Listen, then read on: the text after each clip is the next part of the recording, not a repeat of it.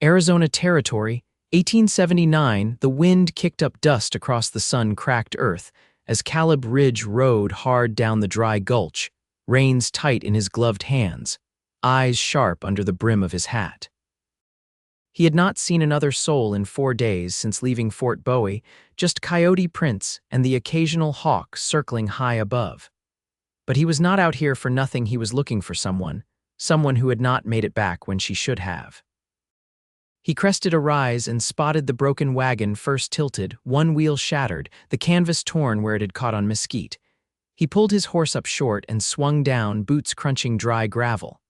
"Hello," he called, voice steady but loud enough to carry. "Anyone out here?" A dry wind answered him. He stepped closer to the wrecked wagon, hand resting near the revolver on his hip. Then he saw her. She was sitting on the ground near the rocks, knees drawn up, arms wrapped around herself, hair wild and face streaked with dust. Her dress was torn near the hem, boots scuffed, and her shoulders rose and fell fast like she had been crying. But when she lifted her head and looked at him, Caleb stopped cold. "Clementine." She blinked at him, slow at first, like she was not sure he was real. "Caleb," her voice cracked on his name. He crouched beside her, heart thudding like a war drum. She looked like hell, but she was alive. "You are still the prettiest thing I have ever seen," he said, voice soft now. Her mouth trembled. She let out a little laugh that turned into a sob and leaned forward until her head touched his shoulder. He held her, arms strong and sure around her thin frame. "I thought you were gone," she whispered. "I was 2 days behind you, heard you never made it to Bisbee," he said, brushing her hair back gently. "I rode out soon as I could." She pulled back just enough to look at him, eyes red but clear. "The wheels snapped near dusk. I tried walking, but I got turned around. You did good staying near the wagon," he said. "I will get you out of here." He helped her to her feet and she winced. "My ankle's twisted." "I will carry you," he said simply, and when she opened her mouth to argue, he added, "Do not even try." She gave a little nod. He lifted her easily, cradling her against his chest as he walked her toward his horse. Her arms slipped around his neck, and she laid her head against him like she had done so many years ago, back when they were still just 2 kids in the same Sunday school. Caleb remembered her from way back. She had been the wild one, always climbing trees, stubborn as a mule, and with a laugh that made everyone around her smile. He had watched her fall in love too young, marry a man who did not deserve her, and get left alone with 2 little ones after he ran off to California and never came back. "Where are the children?" he asked as he settled her into the saddle in front of him. "With my sister in Tombstone," she said. "I was headed back after trying to sell what little I had left in Silver Creek. You should have told me. I did not want to trouble you." He got in behind her, arms around her again as he took the reins. "You are never a trouble, Clem." They rode in silence for a while, the sun sinking low behind the hills. She leaned back into him, and Caleb could feel her starting to relax, her breathing evening out. He kept them moving west toward the homestead he had bought a year ago. It would be dark soon, and he did not want to risk her ankle worsening. By the time they reached his land, the sky was deep purple, and the stars were just starting to blink into view. He carried her inside the small ranch house, lighting a lamp and setting her gently on the bed. "Let me take a look at that ankle," he said. She nodded, watching him with quiet eyes as he knelt and carefully untied her boot. When she hissed in pain, his jaw clenched, but he kept his touch gentle. "You always this careful with women you rescue?" she asked, trying to smile. "Only the ones I have been in love with since I was 16, he said without looking up. Her lips parted, but she said nothing. He wrapped her ankle with a clean cloth, then stood and pulled a blanket over her. "You will be safe here tonight." "I will sleep in the barn." "You do not have to do that. You need rest. I will check on you first thing come morning." She reached out and touched his arm. "Thank you, Caleb." He covered her hand with his. "Sleep, Clem, you are home now." He left the room then, heart full and mind racing. She was alive. She was here. And maybe this time he would not let her go. The fire in the stove had burned low by the time Caleb stepped back into the house, boots quiet on the wooden floor. He carried a pail of water from the well, cold enough to sting his fingers, and set it just inside the door. The barn had held no warmth, not with his thoughts running restless through the hours. He hadn't slept, not properly. Clementine's breathing came soft and even from the other room. He stood there a long while, not speaking, not moving, just listening. Morning pressed against the windows, light coming in pale and slow. He walked to the stove and added wood, coaxing the fire back to life. The kettle went on next, followed by a pan and a handful of flour and lard. He worked with care, hands steady from years of routine, and when the biscuits were baking and the beans were warming through, he finally let himself look toward the bedroom. She stirred just as the sun split across the floorboards. "Didn't mean to sleep that long," she said, voice rough with the edge of waking. "You needed it." He crossed to the bed and crouched to check the bandage. "Swelling's down some." She pushed herself up slowly, one hand braced on the headboard. "I won't be in your way long."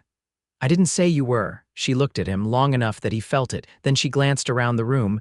"You built this yourself, most of it." He stood, brushing his hands on his trousers. "Neighbor helped raise the roof last spring." "Everything else I did piece by piece." She nodded once, then tilted her head toward the door. "I smell beans. They're ready." He helped her to the table, careful not to crowd her. She ate with the quiet hunger of someone who'd gone too long on too little. He didn't push talk on her, just let the morning settle around them. When she finished, she sat back, fingers wrapped around the tin cup he'd filled with coffee. "I got word last month," she said, eyes on the steam rising from her cup. "My eldest's pa died working a timber line up near Placerville." Caleb didn't answer right away. "You want me to wire the court in Tucson, see if they'll release some of his pay to you?" "I already tried," she said. "They said without a marriage record filed in Arizona, there's nothing to claim." He exhaled through his nose, leaned back in his chair. "That's not right. It's the way it is." She looked up then. "You ever think about leaving this place?" He shook his head. "Too much of me's tied to the land. My folks are buried up the ridge, and I like the quiet. Ain't many men could say that and mean it." She studied him, like she was trying to match the man in front of her to the boy she used to know. "You're steadier than I remember. That's what 5 winters without company'll do to a man." He stood and cleared the table, rinsing the dishes in the basin. She watched his movements, but didn't speak again until he dried his hands. "I've got a little sewing I can do," she said. "Could pay you back for the food." "I didn't ask for that, I know." She paused. "But I need to feel like I'm useful." He nodded once, then went to the trunk beside the stove and pulled out a folded bundle of muslin. "You can start with this. I've been meaning to have curtains but never got around to it." She took the cloth, fingers brushing over the weave. "You trust me not to cut it crooked?" "I trust you not to let it bother you if you do." That pulled a small, real smile from her. "Fair." The day passed quiet. She sat by the window with a needle and thread while he worked outside mending a fence rail that had gone slack. When the sun dipped again, she had hemmed 2 full panels and was working on a third. He brought in a haunch of jackrabbit he'd caught in a snare near the stream and dressed it while she stoked the fire. When they sat down for supper, she looked across the table at him. "You always this kind to folks who show up broken?" He met her gaze. "Only the ones I never stopped waiting for." She looked down then, hands stilling on her lap. "I didn't think you'd still be here. I didn't think you'd look back." "I didn't," she said, "until I ran out of places to run." He folded his hands on the table. "You don't have to keep running, Clementine." She didn't answer, but she didn't turn away either. And when he rose to bank the fire and she followed him with her eyes, something in the room shifted just enough to feel it. Just enough to know the quiet between them was starting to change into something else. The third day brought rain, fine at first, a hush against the roof like a whisper. Then steady, soaking the parched earth and turning the yard to soft mud. Caleb leaned against the doorframe, arms crossed, watching droplets slip from the porch eaves in long, slow lines. Behind him, Clementine moved about the room with a limp that had grown easier since he'd fashioned her a short crutch from a trimmed fence post and a strip of leather. "You always get this much water in spring?" she asked, her voice low as she folded the last of the muslin scraps into a neat square. "Only when it's been dry too long," he said. "Land soaks it up fast. You can almost hear it drinking." She stepped to the window and peered out at the ridges disappearing into mist. "I forgot how quiet a place like this gets. Even the birds are still." He looked over at her. "You miss noise?" I miss not having to think so much. She turned toward him. Out here, there's nothing but your own mind chasing itself. He pushed off the door frame and stepped back inside. You want distraction? I've got a saddlebag of letters from my cousin in New Mexico. Claims he struck copper near Silver City, but the way he writes, you'd think he was the governor himself. She gave a short breath of laughter, not mocking but surprised. You kept letters? Only from him. He's the only kin still talking to me. She didn't press on that, and he didn't offer more. Instead, she limped over to the table and settled into the chair nearest the stove. Her hands rested on her lap, pale against the dark gray of her skirt. I used to sew for the boarding house in Tombstone, she said after a while. Didn't pay much, but they let my boys eat for free when I brought in enough mending. I didn't know you'd left teaching. The school didn't want a woman with no husband sleeping in a rented room beside minors. Said it made folks uneasy, he nodded once. Folks got small eyes when they don't know what they're looking at. She looked up at him. I never thought I'd envy someone living alone on a dry patch of land a day's ride from the nearest town. I didn't think I'd want anyone else here, he said. Until you sat down at my table. The rain deepened. A low roll of thunder muttered far off, slow enough to sound like something turning over in its sleep. She traced the rim of the tin cup on the table. You ever think about what you'd be if you'd stayed back east? I tried to, he said. But every time I picture it, the buildings feel too high and the skies too far away. She smiled without showing teeth. I used to think I'd end up in St. Louis, maybe run a milliner's shop, something respectable. You'd have hated it, he said. Too many voices crowding each other. Maybe, her gaze softened. You see people clearer than you used to. I've had time to look. She stood then, careful with her step, and walked toward the fire. I used to be afraid of stillness. Felt like if I stopped moving, everything I'd lost would catch up. And now, she reached for the iron kettle, poured hot water into the basin. Now I wonder if I've been running in circles just to stay close to the same grief. He crossed the room and stood beside her, not close enough to touch, but near enough she felt the heat of him, steady as the stove. You're not circling anymore, he said. She didn't answer, but she didn't step away either. The rain slowed, softening to a hush again. She dipped a cloth in the warm water and pressed it to her face. When she lowered it, the lines of dust along her cheek and jaw were gone, and skin pinked gently from the heat. He looked at her then, and something in his chest tightened. You're still the prettiest thing I've seen, he said, quiet as the rain. She stilled, cloth in hand. Her eyes didn't search his face for disbelief. She just held his gaze, even now, especially now. A moment passed, then another. She set the cloth aside and turned toward him fully. You mean to keep me here? I don't mean to send you off, he said, but I won't hold you if you're not ready to stay. Her hand lifted, hovered just a second, then settled on his chest. I don't know what comes next. You don't have to, he said. I'm tired of being alone. You're not anymore, their eyes held. The room, the storm, the years between them, everything else fell quiet. And when she leaned into him and he wrapped his arms around her, it wasn't about saving or being saved. It was about finally arriving. The rain thinned through the night and stopped just before dawn. The world outside the ranch house felt hushed and new, like the land itself was holding its breath. The sky was pale and streaked with rose-colored light when Caleb stepped out to split kindling. His shoulders moved with the rhythm of the axe, quiet and clean. Each strike granted purpose by steadiness rather than force. Inside, Clementine sat at the table with a length of coarse twine, mending a frayed strap on one of her bags. Her ankle bore weight better now, though she still favored it. The muslin curtains she'd sewn hung in the window behind her, filtering the sunrise into soft amber. She looked up when he came in, wiping his hands on the edge of a flour sack towel. I was thinking, she said, setting the bag down. Once the ground dries some, I could make it to Tombstone by wagon. My sister's likely wondering if I've dropped off the earth. Caleb poured water into the basin and rolled his sleeves back. I could ride in ahead of you, let her know you're safe. Clementine folded her hands before her. I'd like that, but I've been wondering something else too. He glanced up, waiting.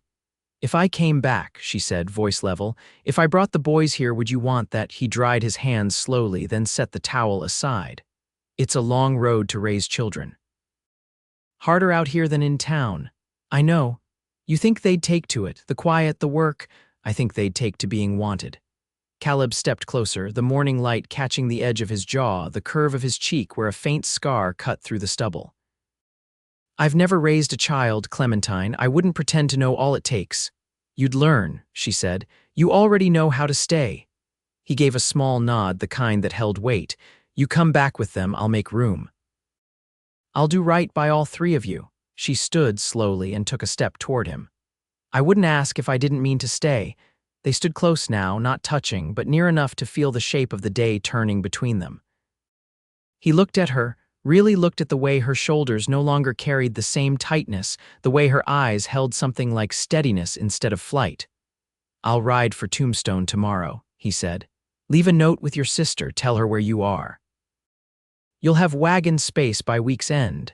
She nodded, the lines around her mouth softening. You'll need help clearing the back room, that's where the boys can sleep. I'll see to it. Her fingers brushed his sleeve. I never thought I'd have another chance to do this right. He placed his hand over hers, warm and firm. You're not the only one. Outside, the ground glistened, dark and rich from the rain. The fence line stretched into hills still wrapped in morning haze. Inside, the room felt fuller than it had in years, like something long waiting had finally begun. They stood there a moment longer, the silence between them no longer hollow but full of promise. Then she said, You'll need to teach them how to ride, and he answered, I'll show them what I know. The wagon reached Caleb's land a little past noon, drawn by a pair of mules with more age than fire. Clementine stepped down first, skirts pulled clear of the drying ruts. Dust clung to her hem and a fine sheen of sweat lined her brow. She turned and offered a hand to the boy beside her. Go on, she said gently. He's just a man, not a rattler. The boy Jonas, the older, jumped down without fuss. His boots hit the ground with the weight of someone used to moving on his own. He was maybe 9, slight in the shoulders but standing like someone already watching the world for sharp corners. His younger brother, Illy, hesitated longer before he clambered out, clutching a worn cloth bundle. He pressed close to Clementine's side. Caleb stepped off the porch and tipped his hat. Afternoon, Jonas looked up. You're the one with the barn. That's me, Illy squinted. You got any dogs? No. Just chickens and a mule that kicks if you don't speak soft. Clementine gave Caleb a look that passed between them like a thread drawn tight, shared, unspoken, understood. He nodded toward the door. Come in and cool off some. I've got stew on. Inside, the boys took their time. Jonas tested the strength of the chair legs. Illy traced the grain in the wooden table with one finger. Clementine stood near the stove, watching the room with the same steady expression she used when waiting to see if thunder would break into lightning. Caleb ladled stew into bowls and set them down with biscuits still warm from the hearth. Jonas ate fast, eyes darting. Illy picked his meat apart, quiet and deliberate. After supper, Jonas followed Caleb outside to look at the coop. Caleb pointed out the feed bin, the latch where the grain sacks were kept. You ever held a hen? He asked. Jonas shook his head. Mama always said they'd peck your fingers off. They don't. Not if you don't spook him. Jonas reached under the roosting box and came up with a brown egg, grinning like he'd struck gold. Caleb didn't say much, just nodded once and handed him an old basket. They worked until the sun dipped low. Clementine sat on the porch with Illy in her lap, humming low while brushing his hair with her fingers. When Caleb and Jonas came back in, the boy's hands were dirty, but his face was brighter. That night, Clementine tucked the boys into the back room without fuss. A cot for Jonas, a straw mattress for Illy laid out beside it. She sat with them a while, murmuring something low, and even Caleb didn't catch. When she returned to the kitchen, he was pouring water into the basin. They'll settle, she said. I saw. You still sure? She asked, folding her arms. I don't change my mind once I've made it. She stepped toward him, slow. I never thought I'd have this. A roof that felt like it belonged to us. A man who didn't drift off come spring. He dried his hands and set the towel down. I was ready before you came. Just didn't know what for. Clementine reached up, touched the edge of his collar. You're not waiting anymore, Caleb. He leaned in, his lips brushing hers, not hurried, not hungry, just certain. Her hand settled at his chest, not to stop him, but to feel the beat of something steady beneath. They stood there until the lamp burned low and the house grew still. In the weeks that followed, the land softened under spring's hand. Jonas learned to ride on Caleb's old mare, sitting proud though his feet barely cleared the stirrups. He took to the hens, naming each one and singing low as he gathered eggs. Clementine planted herbs beneath the window, her hands sunk in soil that finally gave back. They married in June, under the cottonwoods down by the creek. A neighbor rode in to say the vows simple, true words spoken with bare heads and clean hands. Clementine wore a dress she'd sewn from calico Caleb had traded for in Bisbee. Caleb wore his father's vest, brushed free of dust and mended at the shoulder. Jonas stood beside him, eyes sharp and proud. Illy clung to Clementine's hand until the last word was said, then ran off chasing a dragonfly through the grass. That night, Caleb and Clementine sat on the porch while the boys slept, the stars thick above them. "You afraid it'll all slip away?" she asked, her head resting against his shoulder. "No," he said, "not anymore." She turned slightly, eyes catching the lamplight from inside. "I used to think happiness was something I'd missed, like a train pulling away before I reached the platform. We built our own tracks," he said. "And we're not going anywhere." She reached for his hand, threading her fingers through his. "Then let's stay." And they did. They stayed through dry seasons and green ones, through long nights with childhood fevers and early mornings with frost on the windows. They worked side by side, taught the boys to build, to mend, to listen before speaking. Love grew not with grand gestures, but with every shared task, every quiet evening spent in the hush of that small house. Years later, when the boys were grown and the porch railings worn smooth from use, folks still said there was something in the way Caleb looked at Clementine, as if he were still standing in the desert sun, seeing her for the first time. And each time she caught his gaze, she'd smile, soft and real, like she'd never stopped arriving home.